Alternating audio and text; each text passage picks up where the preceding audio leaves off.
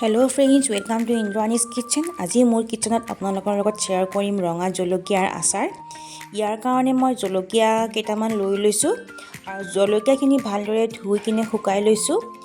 এতিয়া এই জলকীয়াখিনি মই মাজেৰে এনেদৰে অলপ কাটি ল'ম। গোটেই কেইটা জলকীয়া এনেদৰে অলপকৈ কাটি ল'ম।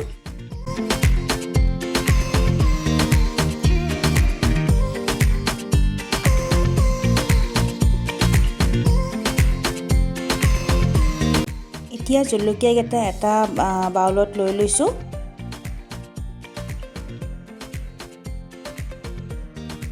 ইয়াতে এতিয়া মই দিম নিমখ আৰু অলপ হালধি।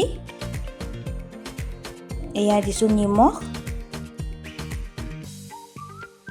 আৰু এয়া অলপমান হালধি দি লৈছোঁ। এতিয়া গোটেইখিনি এনেদৰে মিক্স কৰি কিনে 1 ঘণ্টামান মই এনেদৰে থৈ দিম।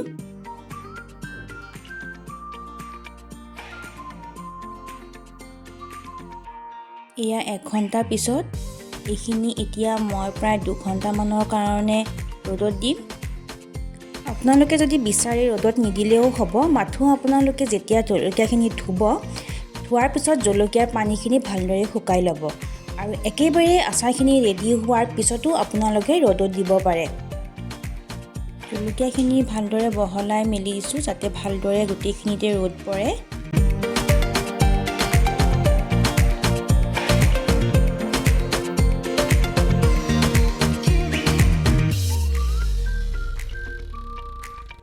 জলকীয়াখিনি এনেদৰে ৰ'দত থকা সময়খিনিতে ইয়াত লগা বাকী মছলাখিনি মই ৰেডি কৰি ল'ম।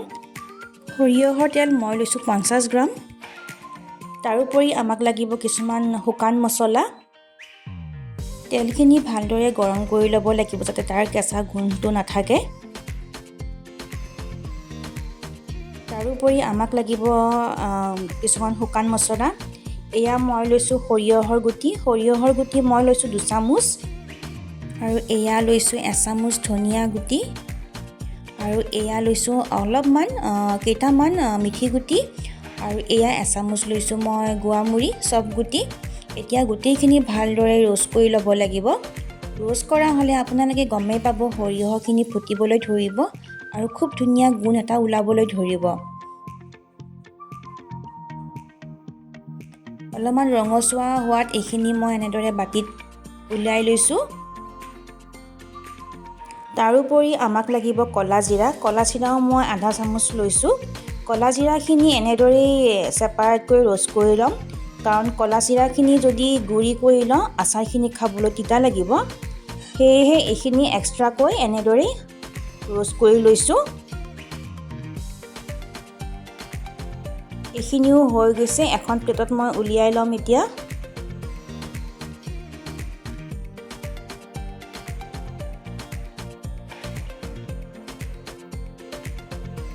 বাকী মছলাখিনিও মই এতিয়া গুড়ি কৰি ল'ম।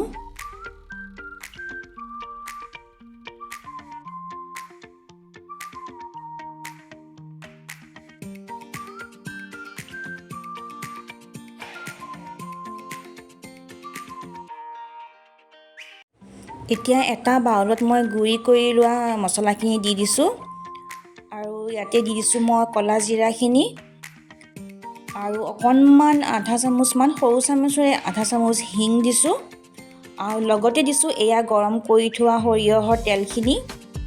এইখিনি এতিয়া ভালদৰে মিলাই লৈছোঁ গোটেইখিনি আৰু এয়া দিছোঁ অকণমান নেমু টেঙাৰ ৰস। এইখিনিও ভালদৰে মিলাই লৈছোঁ। এতিয়া ইয়াতে দিছোঁ অকণমান সোৱাদ অনুযায়ী নিমখ। এইখিনিও ভালদৰে মিলাই লৈছোঁ। এতিয়া ইয়াতে জলকীয়াখিনি দি দিম।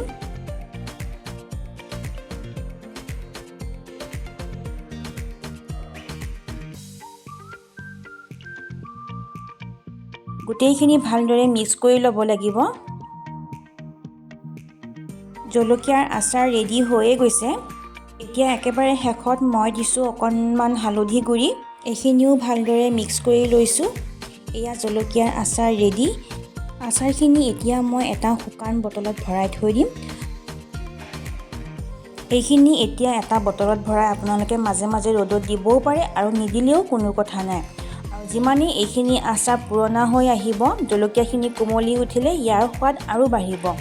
গতিকে জলকীয়াৰ আচাৰৰ ৰেচিপিটো আপোনালোকে কেনেকুৱা পালে মোক কিন্তু জনাবলৈ নাপাহৰিব আৰু যিসকলে মোৰ চেনেলটো এতিয়ালৈ ছাবস্ক্ৰাইব কৰা নাই ছাবস্ক্ৰাইব কৰি দিব।